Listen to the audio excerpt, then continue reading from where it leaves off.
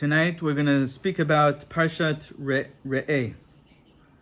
And we have, as we mentioned last week, we set up our intention. We have 4 intentions for this series of shiurim.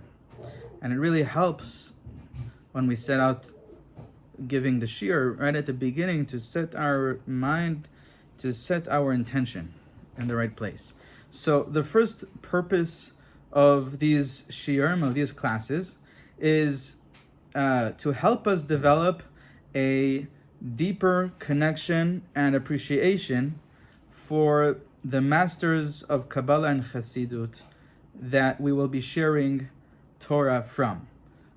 Okay, that's the first purpose. The second purpose of these classes, of the shiurim, is to help people learn the truly life-changing, life-enhancing, powerful self-improvement secrets of the Torah. There's so much wisdom in the Torah, and we just need to tap into it. We need to learn it. We need to see how we can apply it to our lives. The third purpose and intention of these classes, of these shiurim, is to help us always have sweet and important insights and lessons from the Parsha that we can share at the Shabbat table. And these insights that we will be sharing, these 4 insights that we will be sharing in the shiur, are also, they can be wonderful, fantastic, they can be wonderful conversation openers on Shabbat.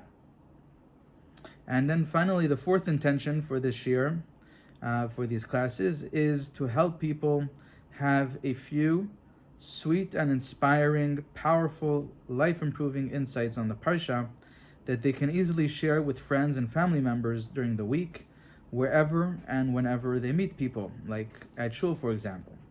It's always good to have an insight of Torah, a chiddush, that you can share with someone else.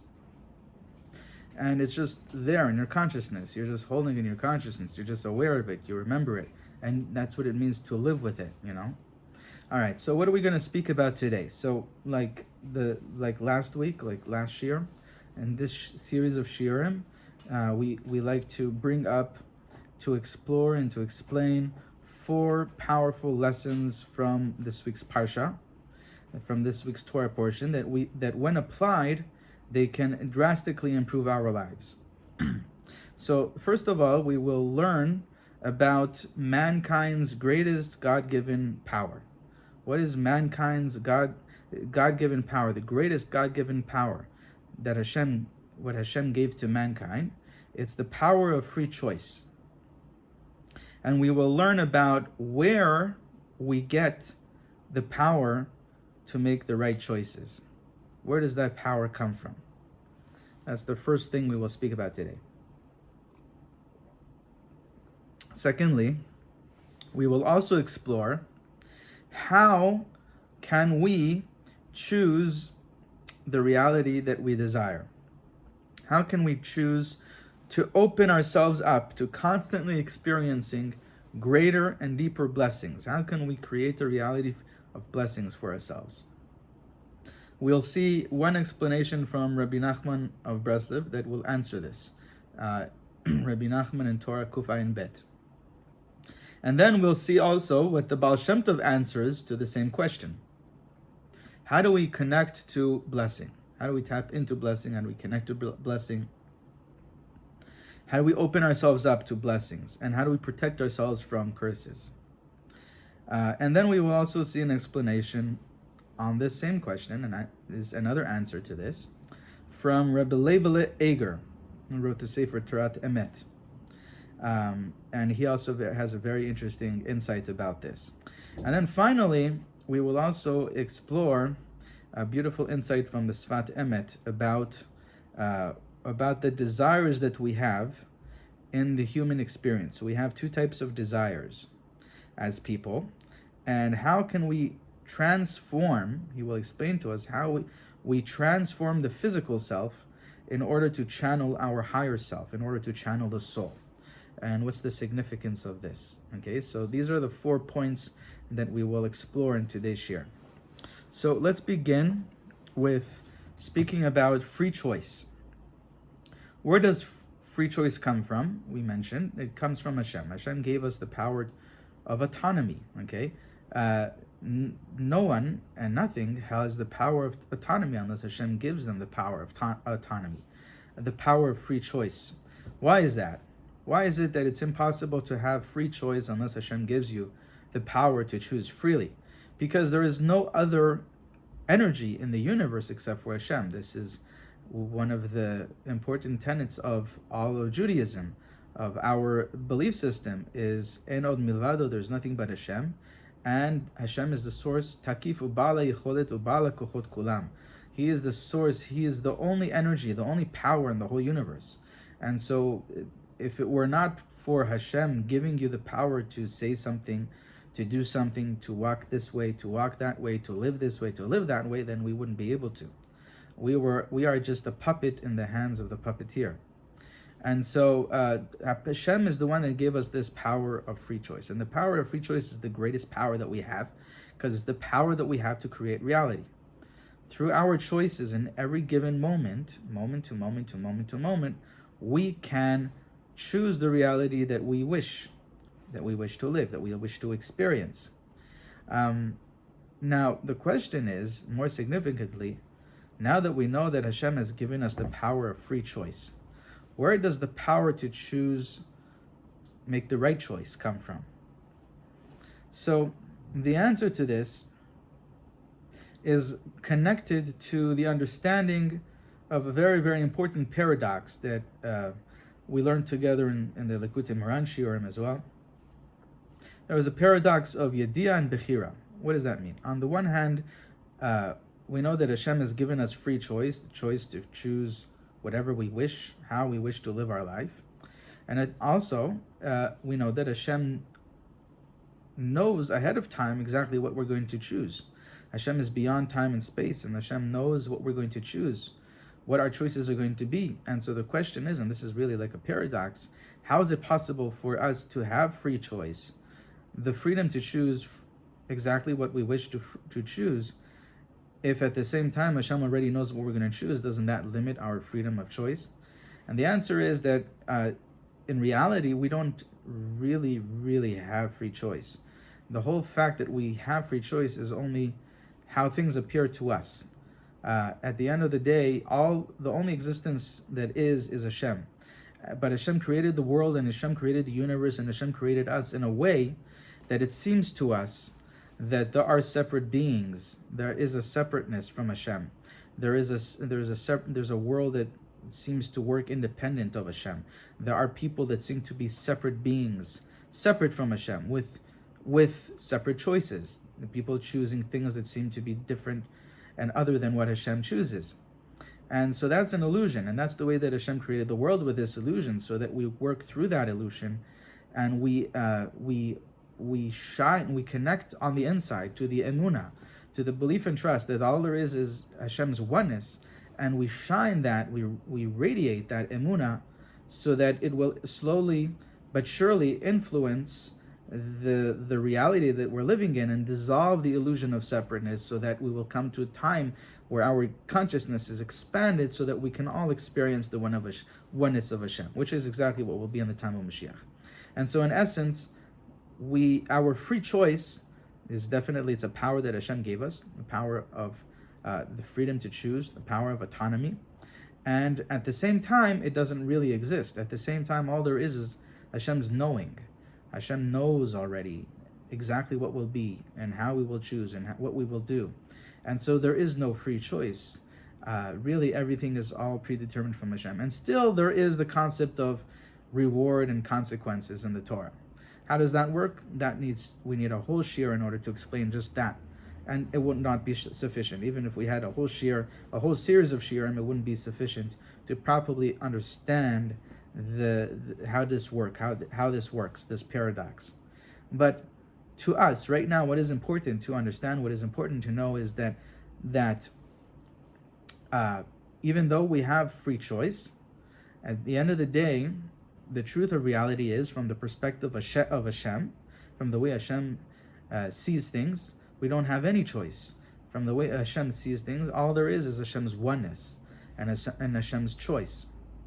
And so that is precisely where we have the power to choose what Hashem wants us to choose. Meaning, when we, in this place of separateness, in this experience of this physical experience that we have here, where there's an illusion of us being a separate being, separate from Hashem, where there's an illusion that we can choose something that is different than what Hashem wants us to choose. If we dissolve that illusion, we dissolve that ego, we dissolve that illusion, and we tap into the belief that every power that we have, everything that we have, every energy that we have, even the ability to choose is all from Hashem, then that will reintegrate us, it will reconnect us to the way Hashem sees things, to Hashem's perspective, to the oneness of Hashem. And we will be included in that higher choice, in that higher knowing.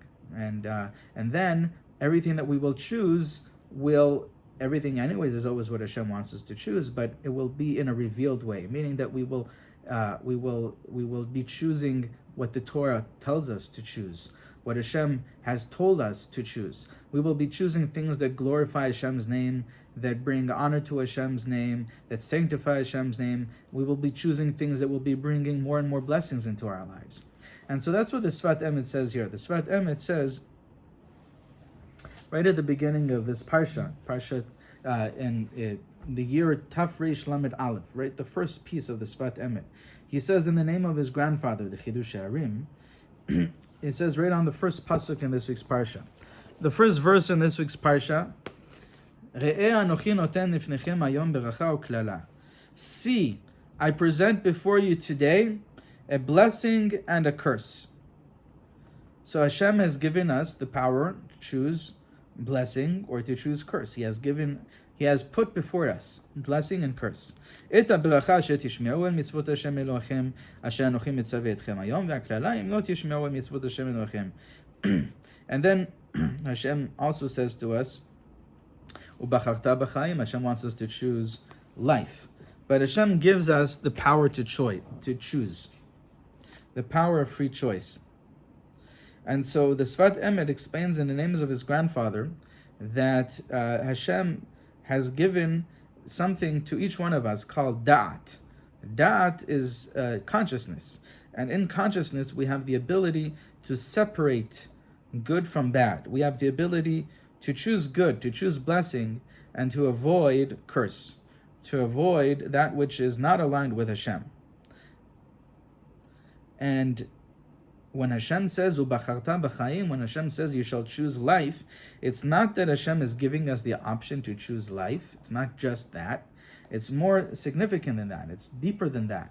When Hashem says, Ubacharta b'chaim, just as when Hashem said it should be light, just by the word of Hashem, the world was created and light was created, and everything in the world in the 6 days of creation, Hashem said, and that thing manifested. In the same way, when Hashem said, Ubacharta b'chaim, you shall choose life, the word of Hashem, that Hashem said, you shall choose life, empowers us to choose life. And so this is exactly what we explained. We explained that Hashem wants us to choose the right way. Hashem wants us to choose life. And that want makes it that if we were to align ourselves with Hashem, if we were to include ourselves in the belief that there is nothing but Hashem, and we were to dissolve the illusion that we are separate beings from Hashem, then we would naturally and easily choose life. We would be included in the knowing of Hashem, we would be included in the oneness of Hashem, we would be included in the word of Hashem, and the word of Hashem is Ubacharta b'chaim, you shall choose life. And so this is where the power of free choice comes from. It's in this week's Parsha.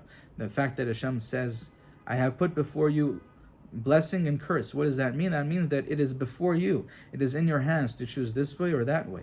And when Hashem says, Ubacharta b'chaim, you shall choose life, so Hashem has empowered us that if we include ourselves in that word of Hashem, Ubacharta b'chaim, we include ourselves in that, we connect ourselves to that, we dissolve any illusion that we are separate from that, and we recognize that the word of Hashem is all that there is, then we will naturally and easily and automatically choose life. So that's where the power to choose the right thing comes from. That's where we get the power to make the right choices in life. And that's the first insight we wanted to speak about. This is very, very empowering. Knowing that within us is the power to make the right choices, not only the power to make a choice, not only the power to choose the reality, to choose the life that we want to live, to choose blessing instead of curse, but we also have the power within us to make the right choice. The next point we wanted to speak about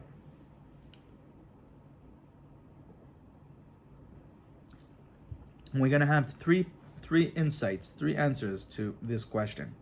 How can we open ourselves up to constantly experiencing greater and deeper blessings?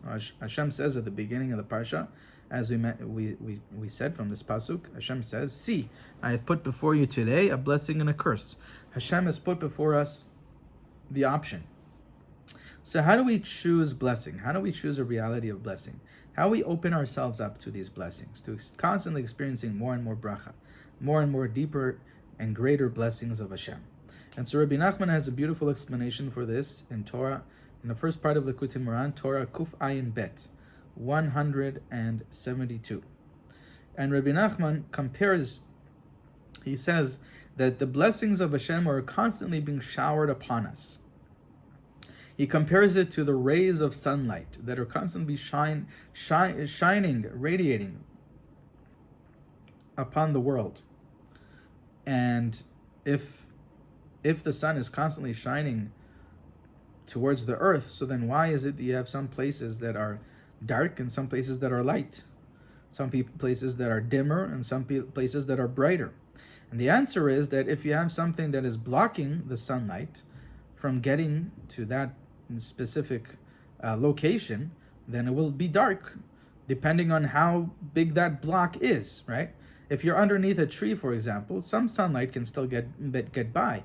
But if you're deep in a basement that is covered on, with concrete, then no sunlight is going to get by. It's going to be completely dark.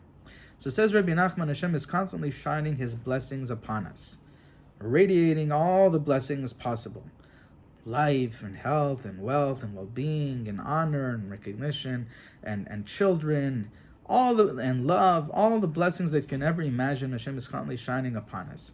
Physical blessings in the physical world and blessings in the spiritual world. There are blessings in the spiritual world that far surpass all the greatest blessings of the physical world. Okay, even a tiny spark of Olam Haba, says the Gemara. The Gemara teaches us is greater than all the pleasures of this physical world. So, Hashem is constantly shining this upon us. And this is an option for us to receive it. But, says Rabbi Nachman, usually most people, because of the ego, because of their this animal tendency to control, to be in charge, to see yourself as the main one in the picture that is doing things, right? Instead of being the puppet, the ego wants to be the puppeteer. And even though that's not the reality of things, even though we are the puppet and not the puppeteer, the ego insists that it is he who is running the show. Okay? And that's what gets in the way of receiving the sunlight. Because that ego, that self, doesn't allow for the light of Hashem, for the truth of reality to be. And doesn't allow for that light of Hashem to shine through. And that's the block that a person blocks the blessings of Hashem. It's through the ego, through wanting to control, wanting to be in charge, wanting to be doing it on their own. It's my strength, the strength of my hand, as the Torah tells us, that brought me all of this success. And that belief, that ego that wants to believe that really, really insists on believing that, is what blocks out these blessings from Hashem. That effortless pleasure, that effortless, instant, automatic, natural flow of blessings from Hashem. And to the extent and the degree that a person insists on living in that ego-centered way, that's how much a person will block off. Just like sometimes you have the shade of the tree, which still allows for some sunlight, and sometimes you can be in a basement or completely covered from every corner by concrete, and there's no light that can get through. So different levels. There are billions of different levels, varying different levels of how much a person it has a strong block of the ego that is strongly blocking the blessings of Hashem. And so what is it that we want to do? What we want to do is we constantly want to get to a place of dissolving that ego. Every layer of that ego that you dissolve, you allow for more of the light of Hashem, more of the blessings of Hashem to come through. And how do you know that you're allowing more and more of that light of Hashem to come through? So says Rabbi Nachman, that light of Hashem is honor, it's respect, it's godly honor. Meaning, the ego's main desire is self-honor.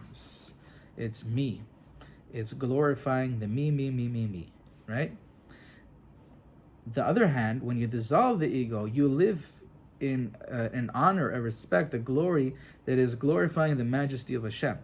It's like you're in the presence of the king, where when you're in the presence of the glory of the king, none of the people there are thinking about their own glory, their own honor. Everyone is just celebrating the glory and the honor and the majesty of the king. And that's what we want to get to. And so that's the sign, says Rabbi Nachman. The more that you can experience the glory, the honor, respect of the majesty of Hashem, by dissolving your self-centered, ego-centered honor, right? Your ego-centered, your desire for your own kavod, that's how much you will be allowing more and more of that light of Hashem to shine through. And he explains this on the pasuk, Milo chol haaretz kevodo. When you turn all of the physicality of the ego to a lo, you turn it into a lo, Milo chol haaretz. You turn the kol haaretz, all the physicality of the ego, into a lo, into a no. You negate that physicality by dissolving it, dissolving the illusion of that. Then kivodo, then you will experience complete kavod of Hashem, the glory and majesty of HaKadosh Baruch Hu, and through that experience, you're channeling all of that, the rays of the sunlight, all those blessings that Hashem is constantly blessing us with. That's the way Rabbi Nachman explains it. Now we're going to see an explanation from the Baal Shem Tov, which is pretty similar to what Rabbi Nachman says here. The Baal Shem Tov explains, and this is brought in the Sefer Toldot Yaakov Yosef, from one of the great disciples of the Baal Shem Tov, Rabbi Yaakov Yosef HaKohen of Polnoi. And in Parshat Bo, he says this in the name of the Baal Shem Tov, on the pasuk of Reh-eh anochi noten lifnechem, see, I have put before you today blessing and curse. So he says, what is the blessing and what is the curse? First of all, what is blessing and what is curse? According to the Torah, blessing is the unlimited and curse is the limited. Meaning that even if you think about something that usually people think would be a blessing, right? Let's say money, for instance, or health, or anything that people usually think of as a blessing. If a person has that blessing, but if it's limited, if there's an end to it, right? Let's say a person is given health for only 1 year, or let's say a person is given parnasa, sustenance, physical parnasa, wealth, for only 10 years, let's say, but there's an end to it.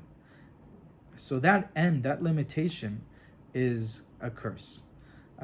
Whatever is unlimited, whenever you have something that is constantly growing, increasing itself, growing and multiplying itself. So let's say the money that a person has is growing in value, not just physical value, because physical value is always temporary. It's always limited to this physical existence. But spiritual value, it's constantly creating more meaning, contributing significantly to the lives of people throughout the world, through tzedakah, through charity, through kindness, through sharing Torah, right? If you support a Torah class, if you support the spreading of Torah insights throughout the world, then that money is just increasing, because that value that you created through that money is now going and shining light of Hashem in the hearts of all these people, and that just causes more and more of that light to be spread, and more of that light to be created and to be channeled and to be experienced. And so the money is just multiplying. That's a blessing. When something is multiplying and multiplying, not just in the physical dimension, but also in the spiritual, right? So there's meaning, there's life that is the quality of life that is being increased in this world and the next world, and that's really the ultimate blessing. And so the Baal Shem Tov says, what is the blessing And what is the curse that Hashem has put before us? He says that the difference between blessing and curse is that when a person learns Torah, and a person is learning Torah for his own ego desires, for all of these ulterior motives, in order that people should respect him, in order that whatever it is, whatever his ego desires are, right? That's the reason why he's learning Torah and fulfilling the mitzvot, so that people see him a certain way. Maybe he's craving the approval of others, and this is how he gets that approval. So that type of learning is very limited. A person is not connected to the life energy within that Torah. A person is just grabbing onto the superficial. He's grabbing onto the outside of the Torah. He's grabbing onto the pretty covering of the Torah. Yeah, and all the flowers and the flowery covering of the Torah that is very beautiful, very nice. But a person is not really connecting to that infinite light within the Torah that multiplies and has no end to it. So that's called a curse. When a person is learning Torah for the wrong reasons, or fulfilling the mitzvot for the wrong reasons, or praying to Hashem for the wrong reasons, a person is not really connected to the light within the Torah. He's just grabbing onto the superficial aspects, right, with his ulterior motives. That's called curse. And then when you take the same Torah, the same exact Torah, and you learn it a different way, and you learn it with the intention that you want to connect to the light of Hashem within the Torah, within the letters of the Torah. When you're praying, when you're davening, you want to connect to the light of Hashem within the letters of the prayer. When you're fulfilling a mitzvah, you want to create a channel, a vessel to channel the light of Hashem in this world. When your intention is in this way, that's called fulfilling the mitzvot, fulfilling the Torah, learning the Torah, lishma. A person is learning it for the right purpose. What does it mean, the right purpose? A person is connected to the life energy, to the life energy of Hashem, when a person is fulfilling it with that intention. And that, when a person is fulfilling it with that intention, so that Torah doesn't have any end to it, because that value that you created is a spark of the infinite one, as a spark of the light of Hashem, and there's no end to it. So it just multiplies and multiplies and multiplies, and it manifests in all these blessings in a person's life in the physical world as well. But it just multiplies, and there's no end to it. And even if a person gets all the blessings of this world, okay, which is nothing compared to the real reward of one mitzvah, still all that reward that a person would get in this world, all the blessings of this physical world, that would not take away from the keren, from the actual mitzvah itself, from the actual reward of the mitzvah that will be for all of eternity. The real reward, the infinite reward of the mitzvah will be for all of eternity. And so this is the Baal Shem Tov's explanation, interpretation of the bracha and klala, meaning that in every mitzvah, even in a mitzvah, in every learning of Torah, in every prayer, you have an option to connect in one way, where you will be experiencing limitation. You will be disconnected from Hashem. When is that? That's when you're only connecting on the superficial level with ulterior motives. And if you connect in a different way, with the intention to connect to the light of Hashem within the Torah mitzvot, deep, right within the letters of the Torah and the mitzvot and the tefillot and the prayers, and then you're connecting to that infinite life energy that is constant, that is eternal, and just multiplies and multiplies, and that's real bracha. That's the way the Baal Shem Tov explains this point. Then there's a really nice and interesting explanation, another explanation for this same question. How do we choose blessing over curse? Where is the blessing? Where's the curse? And this is also from the Baal Shem Tov, also very, very important explanation from the Baal Shem Tov, and this is also connected to what Rabbi Nachman was saying. So the Baal Shem Tov explains that everything that happens in our lives, everything that happens in every moment, has two ways of seeing it, two ways of experiencing it. There is there's the positive and there's the negative. It's kind of like glass half full or glass half empty, right? So there's always the optimistic or the pessimistic perspective. But the Baal Shem Tov explained very clearly that every situation in life has positive aspects to it and negative aspects to it. Some things that happen in our lives, the positive aspects are more apparent to us than the negative aspects. And some things, it seems to us, are only negative, and all we can see really is the negative. Well, it says the Baal Shem Tov, that's not accurate. In everything, there's also a positive side, a positive way of seeing it, and there's a negative way of seeing it. And what we want to do is we want to start looking at things, looking for the blessing within everything. Because if we really recognize and we really believe that everything is from Hashem, and Hashem is the ultimate good, the infinite good, nothing but good and kindness and compassion, then that means that everything that happens, that is always from Hashem, is always good. It's always an expression of that infinite compassion, an expression of that infinite love and goodness. And so seek to find that good in every situation, says the Baal Shem Tov, and just by finding the good, by putting your awareness where the good is, that will cause the good to be revealed, to be manifested, to that good version of that reality to be manifested, to become tangible, to become revealed, to become what is the experience, your experience of reality. And so in every moment you have a choice, bracha or klala, blessing or curse, depending on Reh-eh, depending on how you look at it. That's how you will experience reality. That's what your experience of reality would be. The way your perspective is, the way you look at things, will change the way things are to be either a blessing or a curse. And this is also what Rabbi Nachman mentions at the end of that Torah that we said earlier. Torah Kuf Ayin Bet 172. He says, Reh-eh anochi noten lifnechem hayom beracha uklala.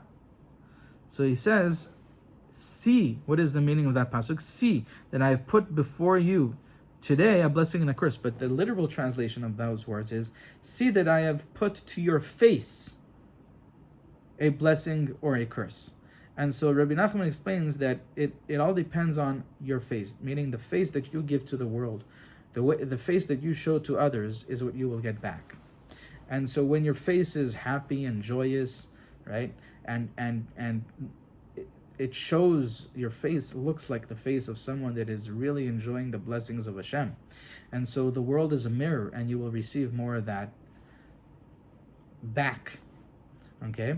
And so it's all about your Reh-eh, your Yadiya, your istaklut, the way you look at things, and the way you radiate your emotions, your feelings throughout the world.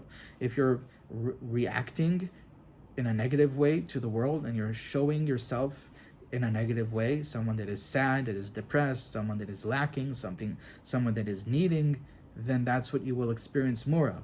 Whereas if you are showing to the world more and more love, more and more compassion, more and more giving, more and more abundance, belief and trust in Hashem, and inner peace, a happiness and joy, then you will experience more and more in your reality. And that brings us to the explanation of Rabbi Reh-eh about how can we open up ourselves to the blessings, right?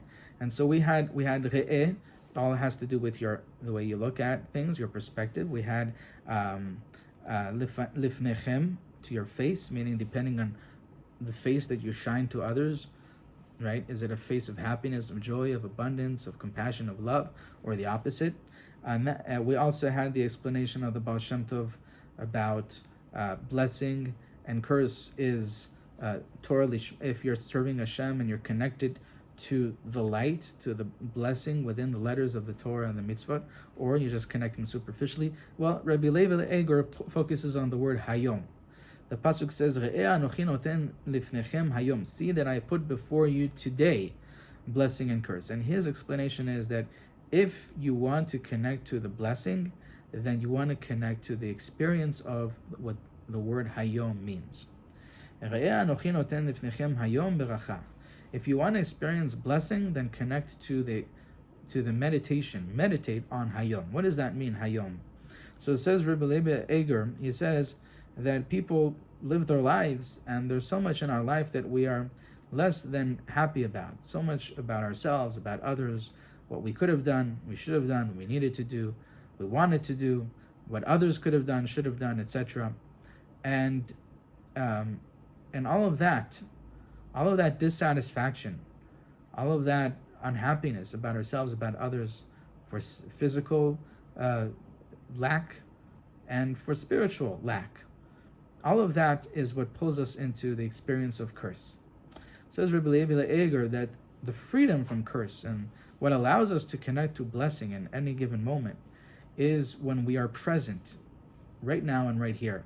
Instead of looking at the past, instead of looking at the future, we are in today. We look at just today. We look at what's in front of us, what must be done now. What's in front of us today? What is our goal for today? What is here today? It doesn't matter that maybe in the past I've come short and I didn't fulfill my goals and things weren't the way I like to be, and there's so much in my past that I'm not happy about. It doesn't matter that maybe if I look at the future, there's all these worries. How will I be able to continue living this way? How will I be able to continue serving Hashem this way every day? Really? Torah learning and mitzvot and tefillot, right? It might be difficult if you think about all the future, right? Well, if you're focused in the present, right now and right here, your ability to connect to the life of all life is right now and right here available to you.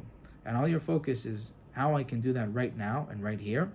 And then that will open up to the blessings. The blessings are in the present moment, in the Hayom.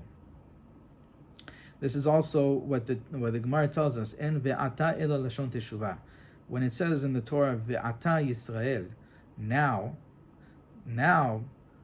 fellow Jews, right, serve Hashem and follow the Torah and the mitzvot. When it says now, it means teshuvah. It means returning to source, because the only time that you can return to source, to your best self, to your higher self, return to the blessings of Hashem, to the infinite light of Hashem that is present and available for you to connect to right now and is only right now and right here. Okay, it's not in the past, it's not in the future. It's from the present. It's from the right now and from the right here. And when you do that, you're able to rectify the past and then live a much better future. And so that's what Rabbi Bitton explains, Reh-eh anochi noten lefnechem hayom, in the today. And that brings us to the final insight that we wanted to mention today, from the Sfat Emet, on another pasuk in this week's Parsha, where Hashem tells us, contrary from there was a certain law, a certain halacha in the Torah, when Bnei Yisrael were in the desert, when they were traveling the desert, the midbar, in order to eat meat, if you wanted a steak for dinner, you could not just go and then slaughter one of your animals and then make a steak for dinner. You had to bring the animal to the Mishkan, and you had to bring it as a sacrifice called shlamim, a peace offering, and then part of that animal was given to the Kohanim, and then part of that animal you can take home and you can eat. Okay, but this was allowed only in the time that they were in the midbar, in the desert. But then Hashem says that when you come into Eretz Yisrael and you build your houses and you live in all these different cities, some of them are going to be far from the Beit HaMikdash. You don't need to bring a sacrifice every time you want to eat a steak. You can go and you can slaughter the animal according to the halachot that the Torah gives us, according to the laws of the Torah, and you can make that steak and eat it at home.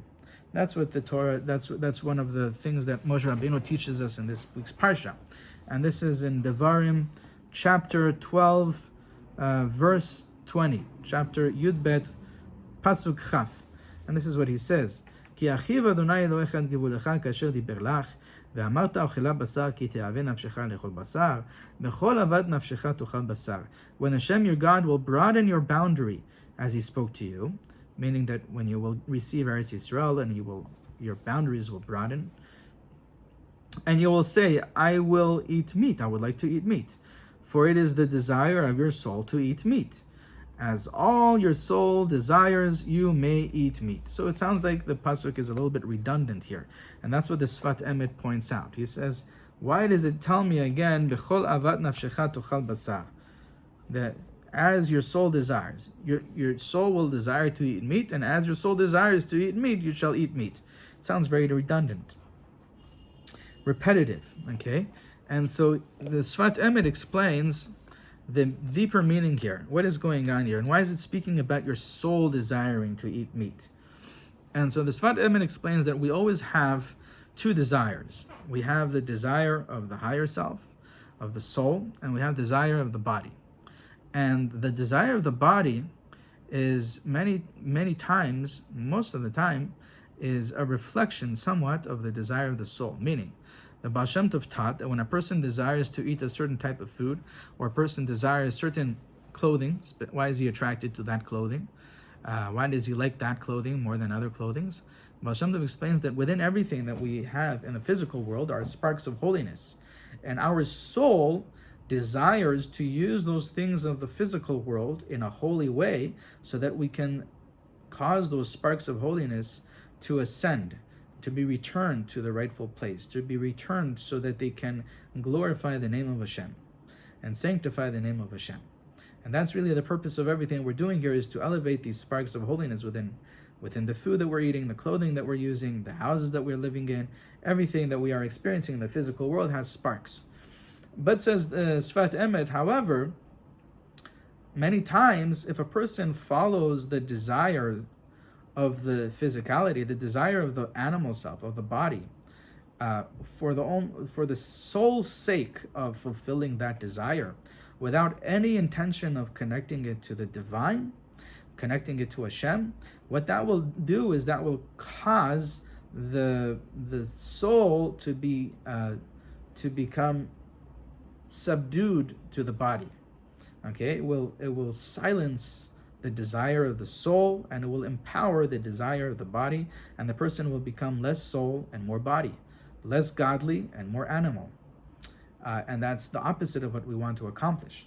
And that's why he explains that when the Torah is repetitive, there's a rule that we have in the way that we understand the psukim of the Torah, a rule from the Gemara and the Talmud, that en miyut achar miyut ela lerabot, that when the Torah it says an inclusion, after an inclusion, it's only coming to to let us know that there's something that must be excluded. Meaning, when the Torah says double positive, then there's an intending there that you should pay attention that there's something that the Torah is excluding. There is a negative here.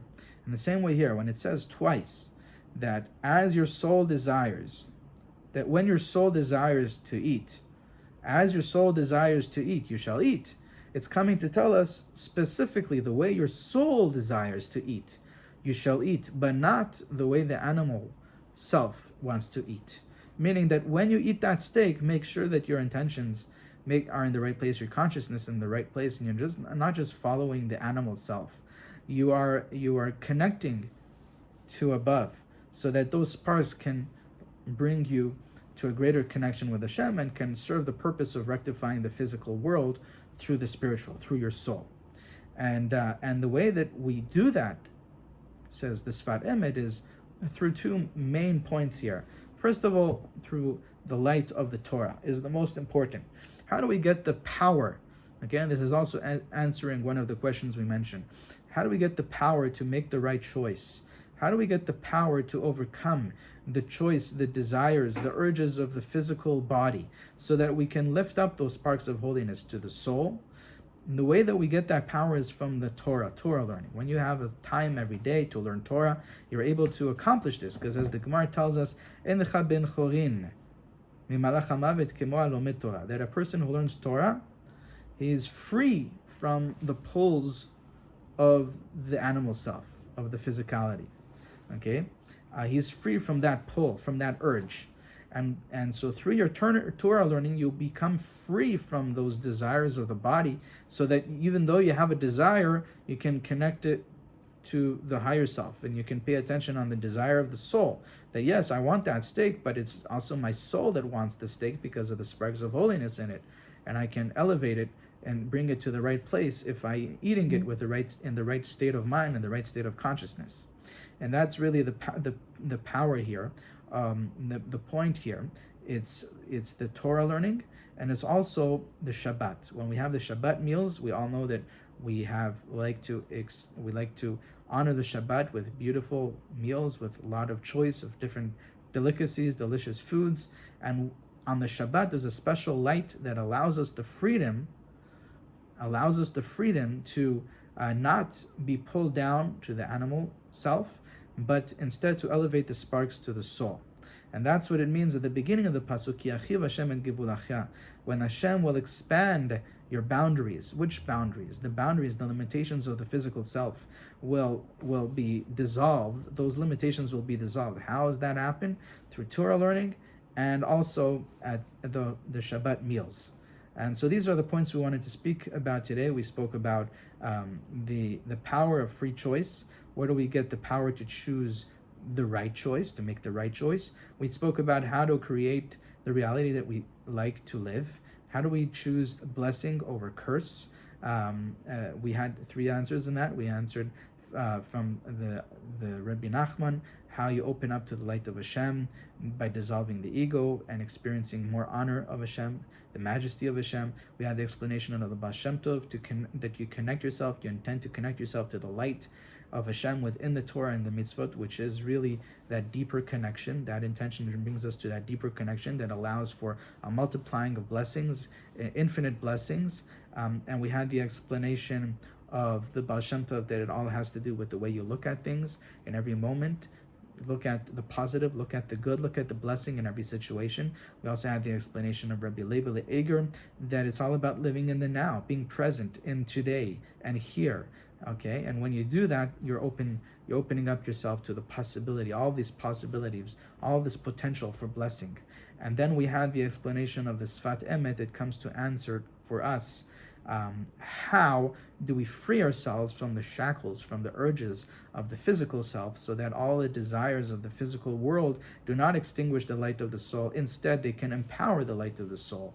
When we can tap into the light of the Torah and light of the meals of Shabbat, we are able to lift up the physical world and use the physical world to lift up the spiritual world and to channel the light of Hashem through the way that we're living our lives, by elevating those sparks and bringing them back to be used to glorify and to honor and to sanctify the name of Hashem.